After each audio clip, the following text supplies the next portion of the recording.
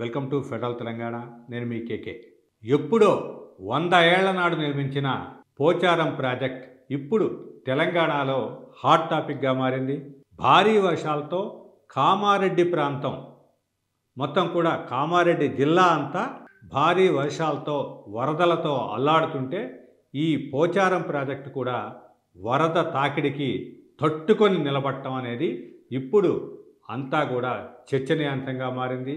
ఇదే సందర్భంలో పోచారం ప్రాజెక్టు యొక్క సామర్థ్యాన్ని అందరూ కూడా గుర్తు చేసుకుంటున్నారు. ఈ సందర్భంగానే ఇక్కడ అందరికీ కూడా కాళేశ్వరం ప్రాజెక్ట్ మొత్తం కూడా ఇప్పుడు గుర్తుకొస్తుంది. ఇక్కడ రీసెంట్గా నిర్మించిన కాళేశ్వరం ప్రాజెక్టు, అదేవిధంగా 100 ఏళ్ల నాడు నిజాం పాలనలో నిర్మించిన పోచారం ప్రాజెక్టునైతే అందరూ కూడా పోల్చి చూస్తూ ఇప్పటి పాలకులు చేపట్టిన నిర్మాణాలు ఎంత దారుణంగా ఉన్నాయి అనే ఒక దీన్ని అయితే అందరూ కూడా చర్చకి తావిచ్చేలాగా చేస్తున్నారు. ఇక్కడ ఒకసారి తెలంగాణలో ఉమ్మడి నిజామాబాద్ జిల్లాలో అప్పట్లో నిజాం కాలంలో నిర్మించిన ఈ పోచారం ప్రాజెక్టు నిర్మాణం ఏ విధంగా జరిగింది, ఏంటి అనే వివరాలని ఒకసారి తెలుసుకుందాం. ఇక్కడ తెలంగాణలోనే నిజాం కాలంలో నిర్మించిన పురాతన ప్రాజెక్టుల్లో ఈ పోచారం ప్రాజెక్టు ఒకటి.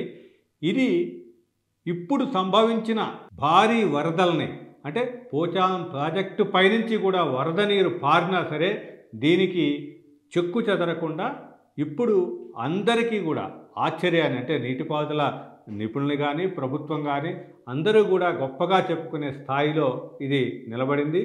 దీంట్లో ఈ ప్రాజెక్టు యొక్క గరిష్ట వరద ప్రవాహ సామర్థ్యం 70,000 క్యూసెక్కులు.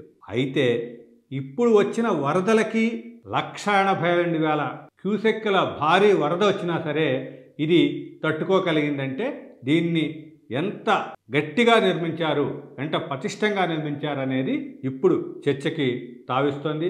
ఈ అపారమైన ఒత్తిడి, అంటే బాగా ఒత్తిడి ఈ వరదతో ఉన్నా సరే ఇది సురక్షితంగా ఉందని నీటిపారుదల నిపుణులు కూడా తేల్చి చెప్పడం జరిగింది. ఇప్పుడు ప్రభుత్వ వర్గాలు కూడా దీన్ని గొప్పతనాన్ని, తరువాత కాళేశ్వరం మేడిగడ్డ కుంగిపోవటాన్ని కూడా వాళ్ళు ప్రస్తావించాల్సిన పరిస్థితి వస్తుంది. గత ప్రభుత్వం నిర్మించిన, అంటే భారీగా నిర్మించిన కాళేశ్వరం ప్రాజెక్టులో ఒక భాగమైన మేడిగడ్డ కుంగిపోవటాన్ని, 2 ఏళ్లకే కుంగిపోవటాన్ని ఈ సందర్భంగా కూడా అందరూ కూడా ప్రస్తావిస్తూ ఎగతాళి చేసే పరిస్థితులు అయితే వచ్చాయి.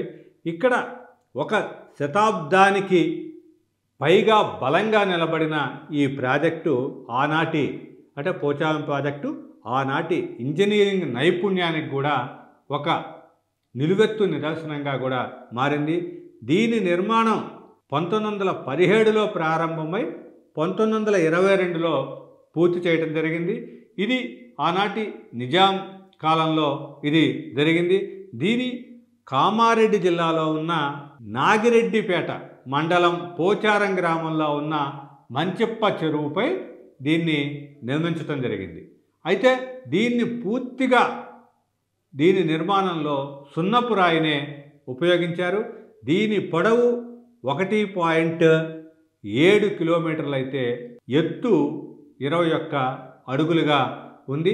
ఈ ప్రాజెక్టు కామారెడ్డి జిల్లాలోని నాగిరెడ్డిపేట, ఎల్లారెడ్డి మండలాలు, మెదక్ మండలంలో సాగునీరుతో పాటు తాగునీరును కూడా అందించడానికి ఇది బాగా ఉపయోగపడుతుంది. ఏదైతేనే ఇప్పుడు వచ్చిన వరదల్లో పోచారం ప్రాజెక్టు తట్టుకొని నిలబడటం అనేది ఆనాటి ఇంజనీరింగ్ నైపుణ్యతని, పాలకుల యొక్క చిత్తశుద్ధిని కూడా నిరూపిస్తుంది. నేటి కాళేశ్వరం లాంటి ప్రాజెక్టులు వాటిని చూసి నేర్చుకోవాలి అనే పరిస్థితిలో తయారైనవి అనే దాన్ని ఇప్పుడు అందరూ కూడా చర్చకి లేవనెత్తారు. ఏదైనా సరే పోచారం ప్రాజెక్టు మాత్రం ఒక హైలైట్గా నిలిచింది.